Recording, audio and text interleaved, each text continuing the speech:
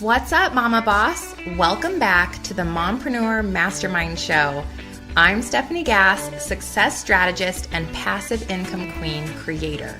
If you're ready to step into your God-led potential, create profit from your passions, and capture the success that is already yours, this podcast was made for you.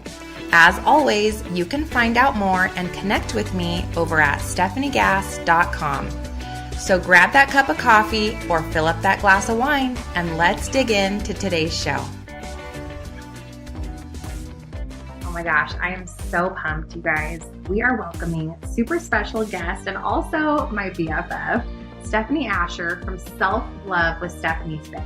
Steph is, first of all, an amazing free spirit. She's a new mama to 8-week-old baby Ptolemy and a bad ASS Instagram influencer. She loves rainbows, dogs, and onesies. Y'all, I know this firsthand, and is one of the funniest, most spunky people I know. I'm so excited to have her share her knowledge with us today. And she's going to be talking to us about social media influencing and getting your Instagram just rocking and rolling. Super, super pumped about this. This episode is brought to you by my absolute favorite all-in-one email software platform, GetResponse. I use GetResponse not only for my landing pages, but also for my email systems, my automation software, my CRM, customer management. It really has it all. It even has live webinar capabilities, and it's under $50 a month. And in the online space, that price is absolute crazy.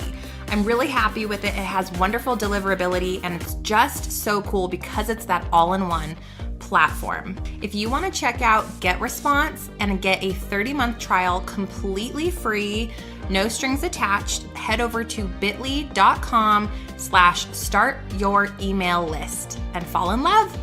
Hey, Steph, I'm so happy to have you here on the show. Thanks for being here. Hi, thank you so much for having me. And I'm loving that I'm sitting in your kitchen. That is currently a hot mess. And if you know Stephanie, that is not her normal. So it's excellent to see the side of her, and just so excited to be here with you guys and share the information that I've learned. Awesome. Well, yes, my house is a hot mess, but because you're my BFF, you can handle it. Y'all know you got 3 types of friends, right? You got the friends, they want to hang out, and you're like, hold up, I got to literally clean my entire house spotless. You've got the acquaintancy friends, like, a nice pickup will do. And then you've got the real, like your hardcore soulmate friends, and you're like, oh, boo, come on over, honey. Step on the Lego. Literally, there's a poop smear on my son's toilet. Like, that actually is happening right now. So loving every minute. All right. Well, first of all, Steph, I want the audience to hear from you about how you became so passionate about your mission, like truly your call on this earth, which is Self-Love with Stephanie. Can you kind of walk us through that? Yeah. So actually, I have lived through quite a bit, and I realized through my journey that everything's happened for me, not to me. And I'm going to use what has happened as a way to help other individuals. So just a little bit about me is I've lived through 3 decades of sexual abuse from multiple different people. I've had depression all of my life. I've suffered from PTSD, night terrors. I have slight body dysmorphia. I've had to walk away from my immediate family to protect myself and my future kids. And at the time, I didn't have anybody kid-wise. So it was kind of one of those moments where I just had to survive. And it's one of the hardest things I did. And that actually led to me being hospitalized for suicide. And now I'm on my newest journey, which is being a single mother. And I have to say that while everything has happened and it does seem like a little bit of a dark cloud, I see a positive in every single thing that I've gone through. I realized I wanted to empower women to grow through their experiences and use it as a form of empowerment and not a place of staying down for whatever has happened to them. I am so passionate about spreading this message and helping others so they also know that they're not alone in whatever has happened to them or they're going through, or at the same time that they've done to others. Mm-hmm. Because I think it's so easy that we get stuck in, oh, I'm a bad person because this happened to me, or I'm a bad person because I did this to someone else. Yeah. So I want people to realize that we're all in this together and we can use our experiences for empowerment and helping one another out. And first of all, like, girl, you've been through it. And I know, and I think how I take that is that there's so much growth that comes from these really the darkest seasons in our life, right? Or what seemingly is this trauma. Yes. I mean, literal decades of trauma. But for you to come out the other side and say, I am not a victim and I choose the light, I choose to break the cycle. Like, how crazy is that? Yeah, and I'm so thankful that I was introduced to therapy, I have to say. Amen to therapy, yes, ladies. that has saved my life. Everybody should go to therapy. And it is realizing that there's so much help out there and so many people want to help, and being able to push through and fight for yourself and fight for what you deserve, which is love and happiness. Yeah, exactly. Well, and y'all, Stephanie, so she took all of these things that have happened throughout her life and all of these moments, and she's crafted this absolutely incredible, brave brand of speaking out for women that have faced trauma, that are dealing with depression, that are dealing with body dysmorphia, that are single parenting. And she's really been this brave advocate for anybody going through all of the things she's gone through. And I keep telling her, I'm like, girlfriend, you are the next Louise Hay. Like, I tell you what, like, I wanted that book better be dedicated to your BFF, because I'm like, I'm going to claim it right now. Like, she is going to make a massive impact on this world. So there's that. Okay. Now, I'm so happy you made it through all that poop. We'll keep it G-rated today. Yeah. And let's start with, I think let's just really make it basic for people, because they're on this episode to learn about becoming a social media influencer. You are able to work from home with your new baby, and you're building this incredible influencer brand from your Instagram account. Can you, first of all, explain to us what it means to be a social media influencer? Yes. So to me, how I kind of even ran into this is I have this huge mission that I just want to share with everybody. And I was like, I see that Instagram is such a huge platform for being able to talk. Blogs aren't really my thing, if we're really being honest. Right. So I really dug into Instagram to figure out how to make Instagram work for me to be able to share my message. And through that, I have found social media influencers. A social media influencer is someone who is on social media who has a targeted audience, and they have built a relationship with that audience. Mm-hmm. And they interact with them and have built such a strong relationship that people love and trust them. Mm-hmm. And you run across someone's page and you're like, oh my gosh, those workout pants are so cute. How did her butt get so good? Like, that just makes her like look amazing. Yeah.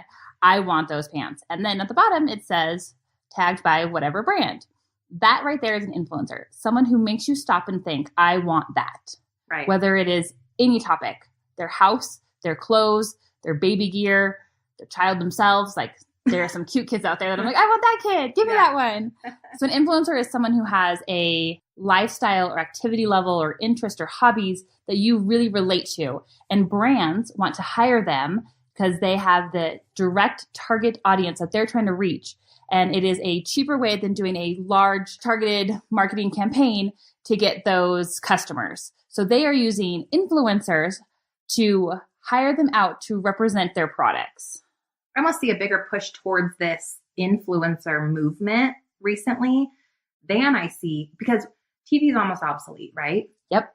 I mean, advertising, we can forward through it regardless. But when you are on someone's page that you like, know, and trust, you love their stuff, they relate with you, they resonate with you, like they're your people. And they are like, these pants will make your booty look so more firm than you've ever had before. I'm like, where do I buy it? Like, yes. Right? So you guys, how many accounts are you following that mention something that they love, personally use, even if it's their own course, even if it's their own product, and you go, yes, I want that. You have just been influenced. Yep. Okay. So that's an influencer. Mind blown. Mind blown. Okay. And who doesn't want to be paid to be epic? Okay. So that brings me to my next question. Okay. You're an influencer. How many followers or what level of engagement did you have before you started getting sponsors? And how do you get to this magic number? Because I think a lot of people think my account's too small. I can't be an influencer. Or, I have a ton of followers, but I don't even know where to start here. So how many people did you have, the level of engagement, and what is that magic number, or is there one? Yes. So I think the first sponsored post, I was really trying to think back about this when you asked this question, was around 25,000 followers. But if I could have done anything over again, I probably would have started reaching out to companies when I had about 5,000. Okay. Maybe even 3,000 people. Because the way I see it now is back then I was insecure and I was like, okay, I have to have this big, large number and seem so cool. Air quotes on that one. That I had to have this huge number and this huge audience that I would then be worthy of being hired. But the reality is that there is so much strength in small numbers because your engagement rate is so high because you're able to take the time to build those relationships with each of your followers. Right. And also from a company's perspective, it is cheaper to hire someone who has 5,000 than it is to hire 100,000. So anybody can really be an influencer. And I think that what you really want to look at is your engagement rate. Yeah. Which is you want at least a 2% or better.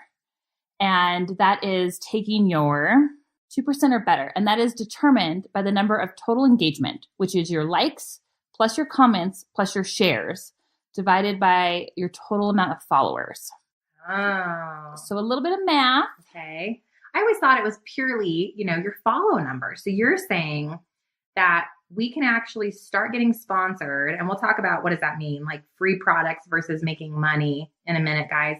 You can actually get sponsored with a low following if your engagement, if the number of people are really, really there showing up for you, commenting for you, sharing for you, right? And does this include stories at all, this engagement number? Yes. Stories are great because they come and go. And then I guess we can also say them in our highlights, but for the most part, they're not like a solid post. Right. So while the number of followers previously, I think, was important. Yeah. I think the way the Instagram algorithm has kind of changed it up a little bit, it is definitely more the engagement rate.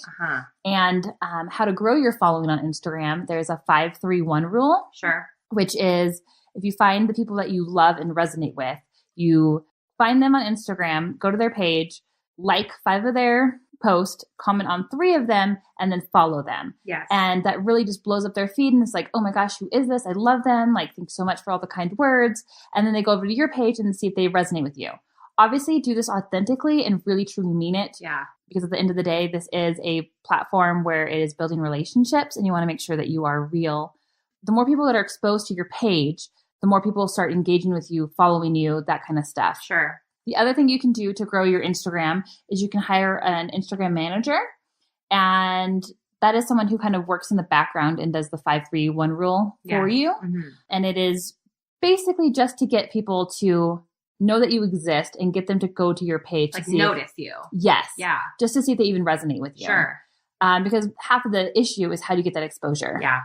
And who has time? Like, it's personally, I use your Instagram management services. You guys will share in a little bit here, but I don't have 3 hours a day to like and comment. And as much as I love every single one of my followers, like I have to spend my most valuable time creating, right?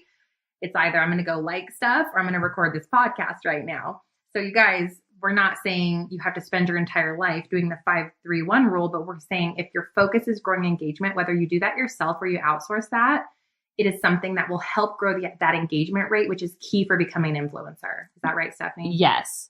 Okay. I can't speak for other Instagram managers, but for me personally, I kind of want to set it up so that we are targeting exactly who you want.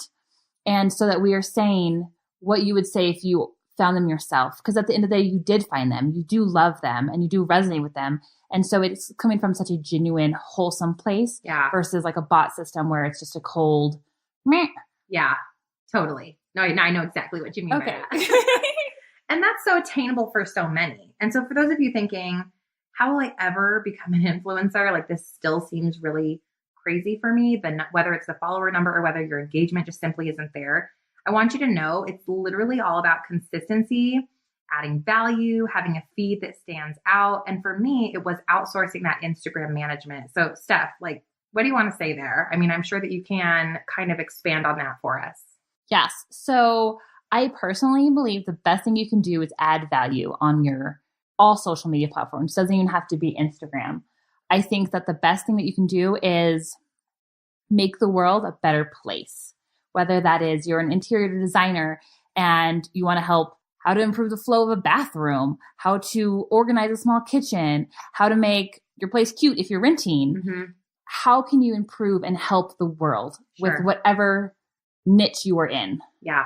To me personally, I think adding value is huge because it gives a reason for your followers to come back and engage with you, to talk with you, to learn from you. Yeah. Like it's about pouring into them without an end game, which was, and you guys, this was so hard for me. Okay. And Stephanie knows this. Like I am a self-professed egomaniac, control freak, weirdo.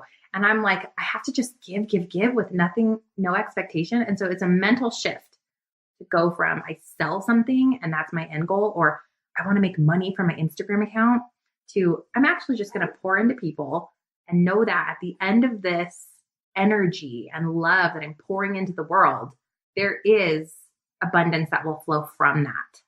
I think that's right. Isn't that the visual, like the mentality that they need to have going into this? Yes. And I think the more that you give, the more you give, the more you give your soul and your heart and your humor, the more the world and the universe gives back to you. Mm-hmm. And I think so many of the times watching the news, everything is so negative. Yeah. We personally, with our social media, have an opportunity to do good and bring positivity in the world.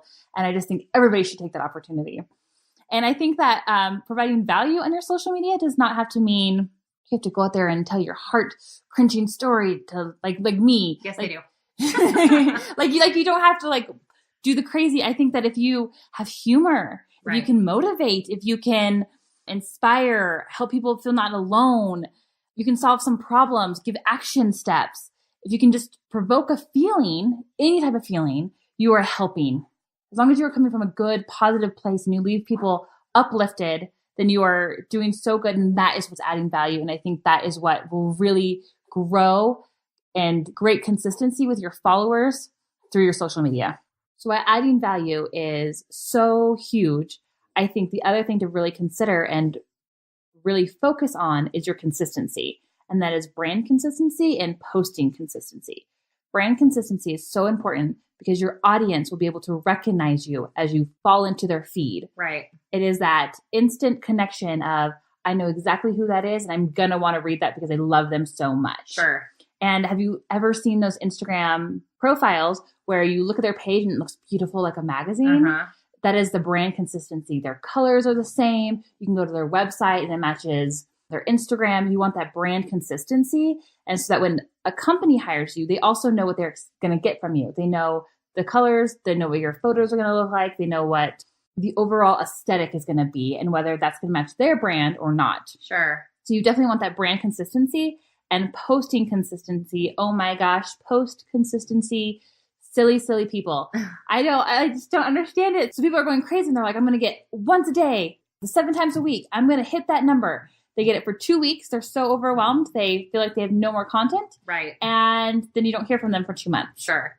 And so that little like work that they did completely falls off. Right. Because their audience is like, well, I don't know where they went. So Are you like talking to me right now? Because I feel like I do this all the time. And it's so easy because if you don't have it scheduled out or you don't know what you're exactly going to talk about, it's so easy to get overwhelmed. And social media is a lot if we're really truly being honest. Oh yeah. So I think it's better to post maybe 3 or 4 times a week and just know that you're going to post versus overwhelm yourself and not have any consistency on your posting. And one thing I've done too that will help me is I actually have the days of the week that I'm already in there because I'm posting my podcast posts.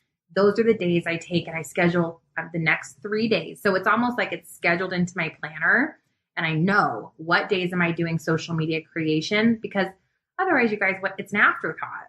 Yes. So I should just do a post right now. Like, not going to happen. We are cleaning up poop smears. Like, y'all, I am stepping on some Legos up in here. Like, I am not thinking about the amazing thing I want to post on Facebook today or on Instagram. Yes. And it's so easy to be out of sight, out of mind, or the phone rings and it just never happens.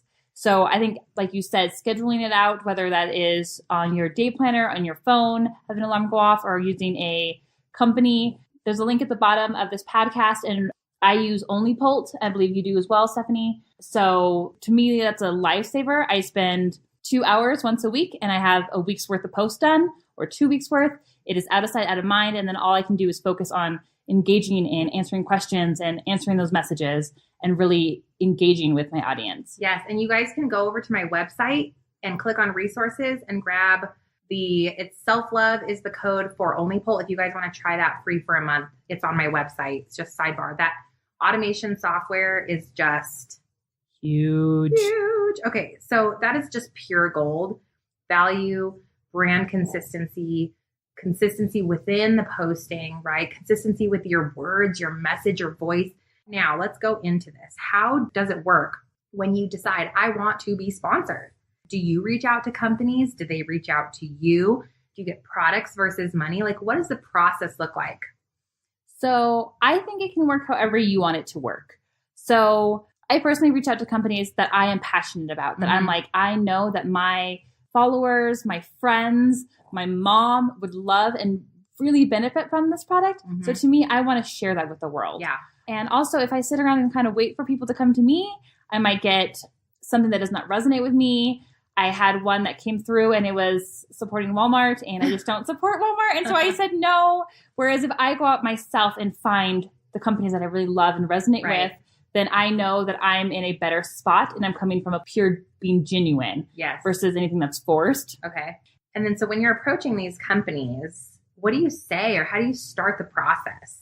So I might not be doing it properly. I don't think there's like a proper way. Yeah. It's working. And I'm still kind of learning. So I think the great thing about Instagram right now and companies is they are hiring micro influencers, which are people who have the lower end, like the 5,000, the 10,000. Micro influencer anywhere between 5,000 and 100,000. Okay. And that is all of us probably. Chances are high. Yes. And so they are looking for us, which is amazing. So when I reach out to companies, I send them a direct message and I just say, hi, my name is Stephanie and I am a micro influencer. I have this brand. My mission is XYZ, and I would love to see if there's anything I can help you with your brand. Yep. And I just see what they have available, if anything fits with them. I typically get an email back saying, hey, this is the PR person you should be emailing. Yes. So that's where I'm not too sure if that's how you're supposed to go about it. But so then I send the same email pretty much over to their PR person. Yep. And then I ask the same thing. How can I help you? I think it's a service-based industry versus, hey, give me free stuff. It is, how can I serve you? How can I help you? Because them hiring me helps my audience make their life better. Okay. I like that mentality. Yeah. And so you actually say in the email, how can I help you? Yes. That's super cool. Yeah. So I think it also helps them being like, oh, well, we're looking for someone who just had a baby. Do you feel comfortable being out there in the world in your bra and panties? And I'm like, I happen to be crazy enough. That is me. That's exactly the message I want to share. Yeah. So it's figuring out how to help them serve them. Okay. So I start with that, and then I typically get an email back, and we kind of just figure out what might be the right fit. They tend to ask for my media kit, which is just a quick little overview of what my audience is on each of my platforms, what my engagement rate is. And then from there, we kind of discuss the terms. This is a lot of back and forth emails. Right. And the terms are either free or paid. You can either receive product. So you can receive product in exchange for a post, or you can receive product and get paid for the post. There's a lot of companies that I work with that just have amazing, amazing missions. Cuddle and Kind is one of them. And they just make these beautiful handmade dolls. And for every doll sold, they do 10 meals to hungry children. That's awesome. So to me, I'm like, I want to work with them. That is something that I resonate with and I just love. So for those, I obviously want to do those free. Right. But you can definitely ask and say, hey, they might ask you, how much do you charge? And then you kind of just state your rate and what you're comfortable with. But you always want to remember that while being an influencer sounds super awesome and easy and fun, there's also the work part of it. There's a lot of work. Yeah. There's the photo shoot of how you're going to show off this product. Yes. Do you yourself, are you going to do it? Are you going to hire a photographer? Are you going to use your iPhone? Is your husband going to take a photo of you? How are you going to schedule that? What's the background going to look like?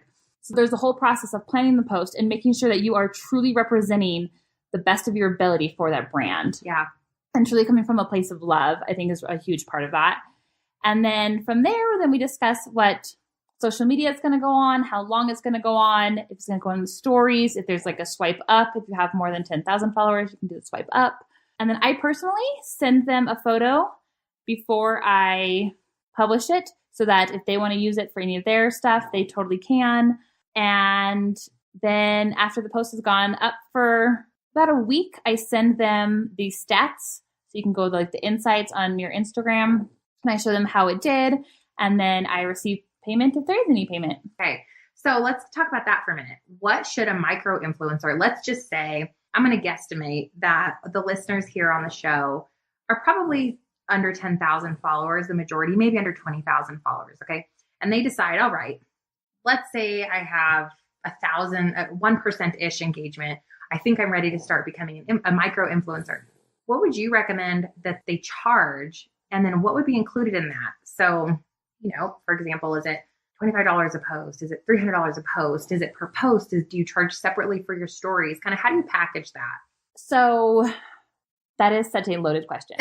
No pressure. I guess if I had to give a baseline, sure, which is so hard, would be probably a penny per follower. So if you have 10,000 followers, that would be $100 a post, but that is not including their engagement rate, that kind of stuff. So I think the other thing to So would you say, like, to interject, if they had to gauge for them, like, okay, I have 10,000 followers, but I have a crappy engagement, they should definitely go down, right? Or if they say, well, I have 2% engagement, which is really the kind of the standard as an influencer, then go for the 100. Is that kind of what, like, start there and play with it? Yeah. And I think when I first started, I highballed myself. Sure. I did too. And so I'm like, ooh, I could do this. And then I kept, they would respond back with a very average number. Multiple times I got the same request for the same amount. So I was like, okay, obviously I'm too high. So I just kind of figured out in between there how to price myself. Okay. So yes, I would say if you have a 2% or a 3% engagement rate, I say that you could definitely do the start with and kind of play around with if you can get hired for a penny per follower. Now, does that include just the post, or does that include a story with swipe up, mention on Facebook? Like, what's included in that? Let's say $100 example. So I personally do not have much of a following on any other platform other than Instagram. Uh-huh. So I personally do an Instagram post and a Instagram story swipe up so they can go to their link, make it easy and convenient for my followers. And I charge one price for that little package. Okay. But if I had a really good Facebook following, I'm really trying to work on my YouTube. Once that goes up, that's going to be a completely different thing. And I'm going to be able to diversify and post it multiple places. Yeah. And so for me, for example, when I do an influencer post, I include all my Facebook stats because my Facebook is where the majority of my followers with the highest engagement comes from, you guys. So when you're crafting a media kit, and you can Google that, you can go to my website and look at my media kit. You can go to Stephanie's website, look at hers. I'm including my whole social media package. So it doesn't have to be just Instagram. Correct. Yeah. Whatever social media platform is your jam. Yes. Or do them all. Yeah, do them all. Do them all. Okay, so that's super, super cool. I think becoming an influencer is just like such a dream job, and it sounds amazing. And I think so many people can at least dabble in that, because why not? You're already talking about the things we love. We may as well ask these companies we're passionate about. So what are the top 3 tips you have for those mamas listening who want to become a social media influencer and are ready to become sponsored? So narrowing it down to 3 is a little hard, but if I have to do it, I think the first one is definitely be yourself and just be real. If you are putting something out there that is not true to who you are, it's going to come off as spammy and weird and grungy, and your followers are going to see through that, and it's going to create that distance in your audience, and you don't want that. So Sure. Definitely be yourself and always create content that is helping the world. Yes. No matter what Amen. niche you're in. 100%. And then I guess second one would be ask and ask and ask and ask, and then follow up and then ask some more. Yes. And that is just, you never know until you ask. Sure. And at the end of the day, you don't know these people. Yeah. There's just Joe Smo on the other side of that email. True. Just send that email out. It's True. okay. Just ask. We were just talking about this, you guys. Yep. I had an account I want to sponsor me. And I told Stephanie that, but they didn't answer me. And she's like, well, have you followed up? I'm like, so easy. Oh, yeah, that is easy. I need to go ahead and do that. And but you always forget because you're like, well, they don't like me. Sure. That insecurity with any business Yeah. of not being good enough, or Yeah. someone doesn't respond, and it's obviously a direct hit to you personally. Yes. When it's not that way at all, because like I was telling Stephanie, they could have loved her idea that she pitched them, and they're just talking to upper management about it. Yep. And we have to wait till Friday at 5 for that meeting. So you never know, and just always ask, email constantly different companies and follow up with them. Yep. And then the third one is do not expect an overnight huge success or this, my whole house is going to be redecorated because it's going to be sponsored. Like, definitely be realistic with what you're kind of going after and making sure that you are seeing it as a service for helping them, not how can they help you, but how can you help them and better yourself and better your audience. Always come from a place of good. I love that so much. And so my last question is, do you have any hacks for growing the social media engagement? Because we now know this is a huge key performance indicator for getting sponsorships and raising prices and all of those great things. So give us the juice. Ooh, I'm so glad you asked this one. Okay, so my favorite hack is do a trade with a photographer. So everybody's looking for that more professional feed. The chances of you being a photographer or knowing someone who's just like, yeah, let me just give you some free photos, slim to none. I get that. So you probably have a service that you are amazing at, that you are trying to show the world that a photographer needs. Yes. I would research photographers in your area, see if any of them, once again, ask. If any of them would be willing to do a trade, you could do it every 3 months. If you're a business coach, you could give them great business coaching ideas of how to build their brand, build their photography. Let's say you're a masseuse. I don't know of any photographer who would not want to trade for massage therapy. Exactly. Let's get real. Exactly. So you have something that someone else wants. Chances are high, one of those photographers want what you have. Do a trade, build your Instagram, make it look more professional. And I think that's going to help a lot of your engagement. The other thing that is stories, Instagram stories. I do not think that they are being utilized enough. Nope. I think that you can really build and show your personality with Instagram stories. You can be silly. You can do like short 15-minute videos. You can ask questions, build engagement that way.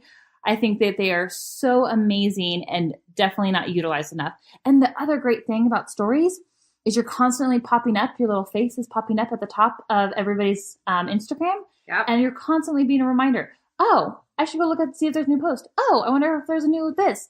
Oh. And you're constantly on their mind, which I think Instagram stories is amazing in helping grow Instagram accounts for sure. And you guys, on Instagram stories, if you want to have an entire episode, I have an entire training on that. It's episode number 25 on my podcast. So go listen to that one on stories because 1,000,000%. Yes. And there's huge. And they're free. And I think it's the relatable side. It's like, I'm going to see who you really are behind the professional brand. And I mean, I get way more swipe ups, replies back to me in the stories than I do on most of my posts. Yes. And it's like hot mess me. Like, because they're like, oh, she's a real person. Yeah. I can see in the background, her house is really a mess. And so this is the one day that she hasn't cleaned yet. Yes.